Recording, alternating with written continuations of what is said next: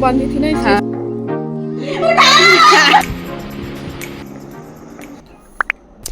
If you are watching this video in January, let me be very honest with you that these 30 days is not about starting everything new. This phase is for clarity and do smart work.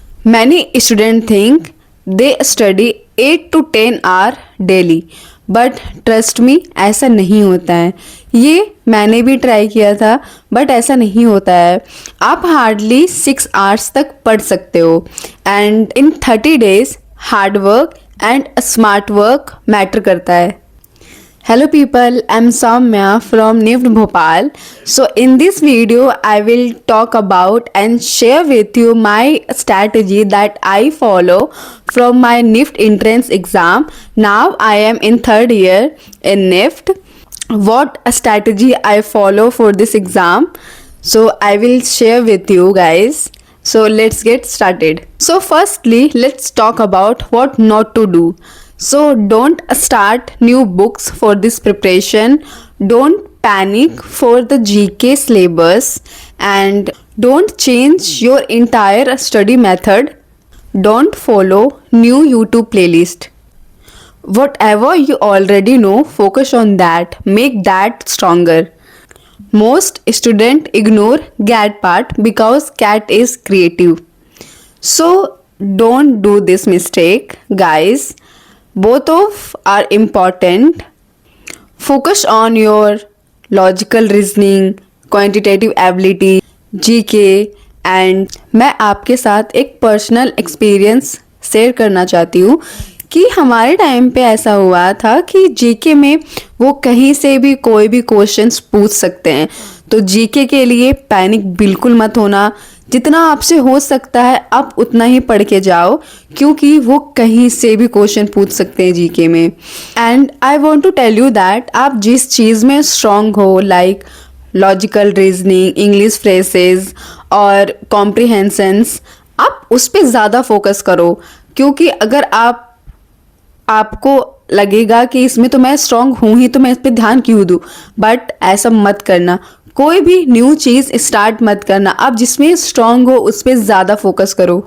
Let's talk about CAT. So CAT is not to make a beautiful art work, it's check your creative thinking skills.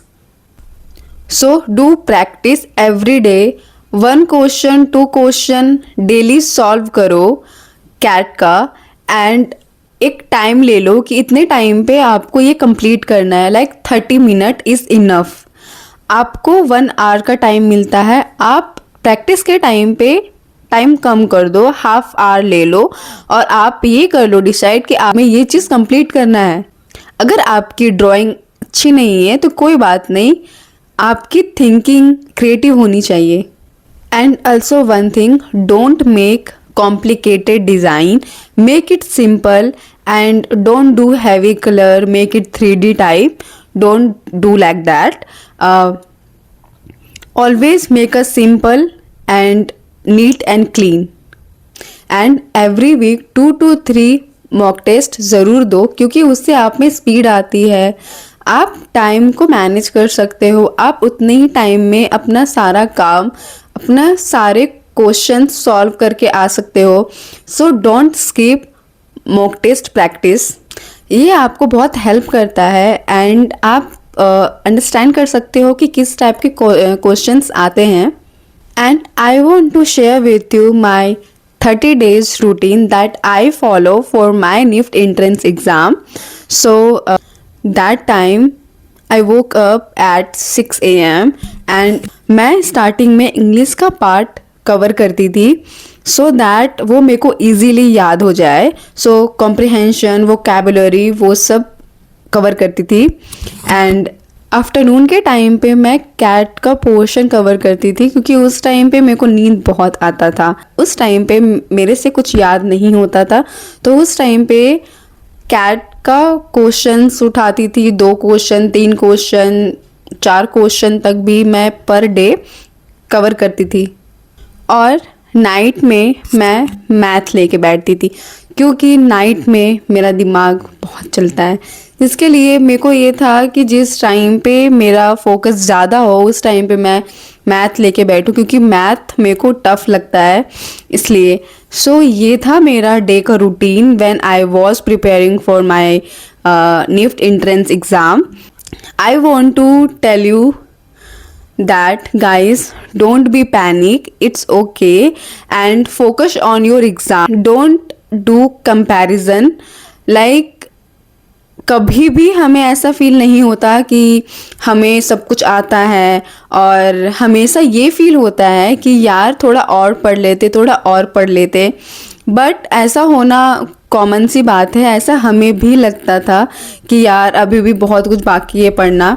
But कोई बात नहीं, जितना भी आप पढ़ रहे हो उतना इनफ है। और एग्ज़ाम के टाइम पे हमेशा ये रखना दिमाग में कि आपने जितना भी प्रिपरेशन किया है उतना बेस्ट है और उतना से ही एग्ज़ाम में आएगा, तो हमेशा आपके साथ अच्छा ही होगा एंड आप एग्ज़ाम में पैनिक नहीं करोगे अगर आप पढ़ के जाओगे तो। गाइस, अगर आपको निफ्ट क्लियर करना है तो पूरा फोकस दो उस पर, और बाहर जाना बंद कर दो। एक मंथ तो बिल्कुल भी नहीं, आपके पास बिल्कुल भी टाइम नहीं है। सो गाइस, पूरा फोकस दो, सीरियस हो जाओ। सो ये आपका फ्यूचर का सवाल है, so focus on your future. Guys, ये सिर्फ एक मंथ का सवाल है। अगर आप एक मंथ पूरे अच्छे से पढ़ लोगे तो आपका फ्यूचर सेट हो जाएगा। क्योंकि अगर आप हमेशा चीज़ों को टालते जाओगे कि कल पढ़ेंगे, तो आप ये एग्ज़ाम क्लियर नहीं कर पाओगे। हमेशा ये सोचो कि आज कर लेता हूँ, बस एक मंथ कर लेता हूँ, उसके बाद आराम करूँगा। ये होता है ना कि यार कल देखते हैं, बट नहीं, आप बस एक मंथ अच्छे से प्रिपरेशन कर लो, एग्ज़ाम में पैनिक भी नहीं होगे। एंड हाँ, अब जहाँ तक भी प्रिपेयर कर रहे हो हमेशा कॉन्फिडेंट रहना उस चीज़ पे कि अगर इससे कोई सा भी रिलेटेड क्वेश्चन आ जाए तो आप उसे अच्छे से हैंडल कर लोगे और आप उस टाइम पे पैनिक नहीं होगे। And all the very best for your future guys. If you like this video, don't forget to like, share and subscribe to my channel. Thank you for watching. Bye bye.